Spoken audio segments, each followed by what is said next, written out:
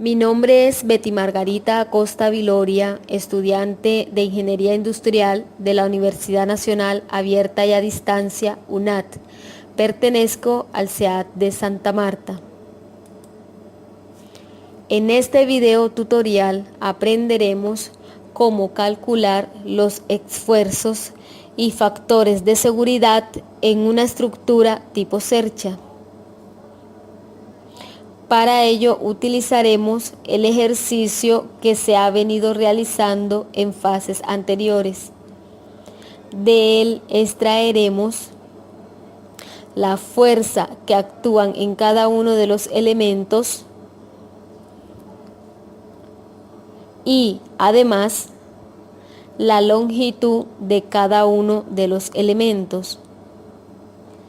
Para el cálculo de los esfuerzos que actúan en cada elemento, necesitaremos el área de sección transversal de cada elemento y la fuerza que actúa sobre el mismo.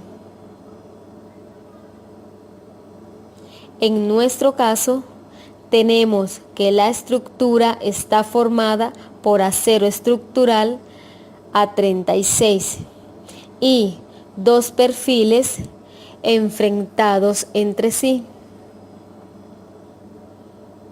Podemos encontrar los datos del perfil L64649 del cual está formado nuestra estructura en el libro guía de mecánica de materiales.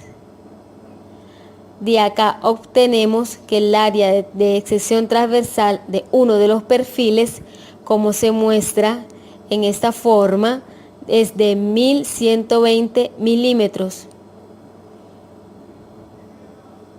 Como nuestra estructura está formada por dos perfiles enfrentados, esta área de sección transversal es el doble, por tanto tenemos el área de sección transversal de cada uno de los elementos es 2 veces 1120 milímetros. Esta área debemos llevarla hasta metros cuadrados del sistema internacional y realizamos esto con el factor de conversión por 10 a la menos 6, 15 a la menos 6 y obtenemos nuestra área en metros cuadrados. Como todos los elementos están formados por el mismo tipo de acero y los mismos perfiles enfrentados, todos tendrán el mismo área de sección transversal, lo cual facilita los cálculos. Luego tenemos que calcular los esfuerzos que se generan en cada elemento y tenemos que el esfuerzo se calcula como la fuerza que actúa sobre cada elemento sobre su área de sección transversal. Procedemos a calcularlo. Entonces tenemos fuerza entre área de sección transversal. La fuerza la tenemos expresada en kilonewton. Para llevar nuestro esfuerzo hasta megapascales, multiplicamos por el factor de conversión 10 a la menos 3 y así obtenemos nuestro esfuerzo en megapascales. Y así miramos que en el primer elemento AB y el elemento FG, que son nuevos gemelos porque están sometidos a la misma carga, tenemos que ese esfuerzo es de 19,6 megapascales. Y así calculamos todos y cada uno de los elementos. Aquí obtenemos que el esfuerzo de los elementos LB y HF es 0, puesto que es un elemento de amarre y su fuerza interna es igual a 0. Por tanto, no puede tener esfuerzo en ninguno de ellos. Luego procedemos a calcular los factores de seguridad para los elementos que se encuentran a tensión. Copiamos los datos que están positivos, o sea que todos los elementos que se cuentan en la comprensión. También debemos copiar los esfuerzos que se generan en cada uno de ellos, puesto que el factor de seguridad se calcula como el esfuerzo de fluencia del material sobre el esfuerzo admisible, donde el esfuerzo admisible es el esfuerzo al cual se ve sometido el elemento.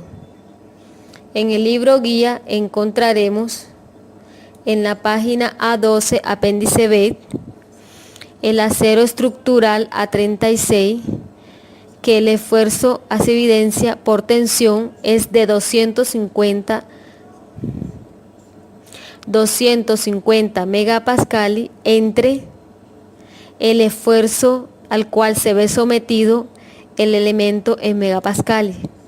Y así obtenemos que el primer elemento de seguridad es de 14.46,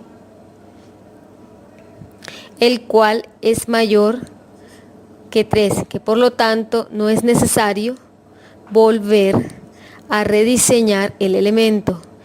Y así calculamos para todos y cada uno de los elementos. Como ningún factor de seguridad es menor que 3, no es necesario rediseñar ninguno de los elementos. Luego de ellos procedemos a calcular los factores de seguridad para los elementos a comprensión, los cuales los asumiremos como columnas esbeltas y largas para poder utilizar la ecuación de Euler para este tipo de columnas, los cual nos dice que el factor de seguridad que tiene una columna está sometida a comprensión va a ser igual a la carga crítica que es capaz de recibir ese elemento sobre la carga admisible, la cual es a la que está sometida el elemento. Luego tenemos que la carga crítica se calcula como pi al cuadrado módulo de elasticidad o módulo de ion por la inercia centroidal sobre la longitud al cuadrado, la longitud de los elementos al cuadrado. Para ello, en el apéndice B del libro guía encontraremos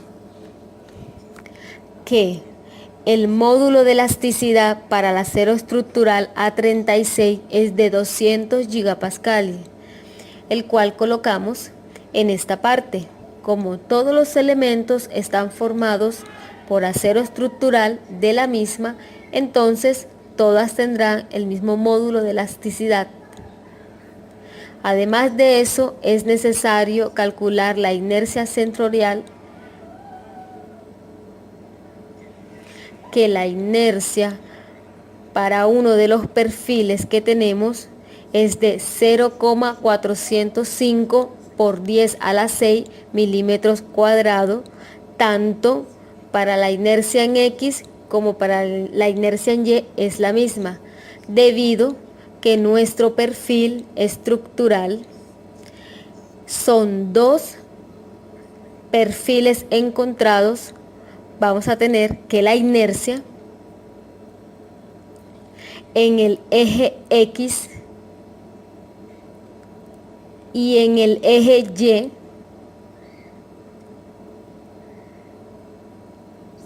se va a ver modificada, pero también tenemos que tener en cuenta si los centroides se modifican. Como se ve aquí en la figura, el centroide del eje X, este que se encuentra acá, se mueve,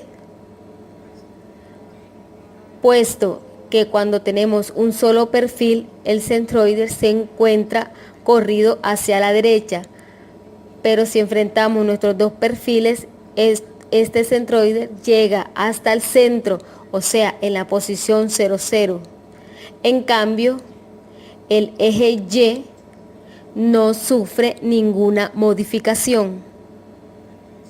Entonces, vamos a tener que la inercia en el eje X va a ser igual, que la inercia va a ser 2 veces, puesto que en los dos perfiles, por 0.405 por 10 a la 6 milímetros cuadrados. Y en cambio en el eje X, como su centroide se modificó, debemos utilizar el teorema del paralelo o el teorema de Steiner para poder calcular la nueva inercia en el eje de las X, el cual, según el teorema paralelo, nos dice que la inercia en el nuevo eje va a ser igual a la inercia del eje más el área de sección transversal, el elemento multiplicado por la distancia paralela, la cual se mueve dicha inercia al cuadrado. Entonces tendríamos 2 veces 0.405 por 10 a la 6 más 2 veces el área, puesto que son dos perfiles, 1120 por la distancia, la cual se mueve, que en este caso la distancia sería el centroide, porque pasa de 19.3 a 0 un centroide, por tanto esa distancia sería 19.3 milímetros al cuadrado. Y acá obtenemos que la nueva inercia en el eje X es esta y en el eje Y es esta, pero estas inercias están en milímetros a la 4, lo cual es necesario pasarlas a metros a la 4 para que estén en el sistema internacional. Tenemos que esta de acá y multiplicamos por el factor de conversión, que es 10 por a la menos 12 para llevarlo a metros cuadrados. Y lo mismo hacemos con el segundo elemento, que sería este por 10 a la menos 12, de las cuales se escoge la inercia de menor cuantía, puesto que por ese eje la inercia va a ser menor, por tanto el elemento va a intentar romperse por ahí. Entonces pasamos a calcular la carga crítica. Entonces carga crítica sería pi al cuadrado por el módulo de elasticidad, 200 gigapascales. Debemos pasarla al sistema Pascal, lo cual multiplicamos por el factor de conversión, que es 10 a la 9 por la inercia, la cual fijaremos lo mismo que el módulo de elasticidad, puesto son iguales para todos los elementos en la misma sección transversal y en el mismo material para todos, lo cual va dividido entre la longitud del elemento, que tendremos acá al cuadrado. Si se dan cuenta, cometimos un error aquí al tomar la inercia de mayor cuantía. Debemos tomar la inercia de menor cuantía. Para este caso de acá, la carga crítica debemos calcularla en kilonewton. Entonces necesitamos dividir entre el factor de conversión, que es 10 a la 3. Tenemos que la carga crítica es de 327.92 en el primer elemento. Asimismo hacemos para los demás elementos. Esta es la carga crítica para cada uno de los elementos. En estos elementos la carga crítica es la misma, puesto que tenemos la misma área de sección transversal, la misma longitud, el mismo módulo de elasticidad, lo que no pasa con el último elemento, el cual cambia su longitud, por tanto cambia la carga crítica a la cual se ve sometida. Luego el factor de seguridad lo vamos a calcular como el valor absoluto entre la carga crítica y la carga a la cual se ve sometida cada elemento.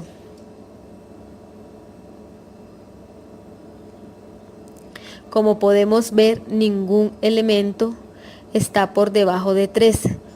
O sea que todos los factores son superiores a 3. Por tanto, no es necesario volver a calcular o recalcular o rediseñar los elementos. Muchísimas gracias. Esto ha sido todo por hoy, por este tutorial. Espero que sea de buena ayuda.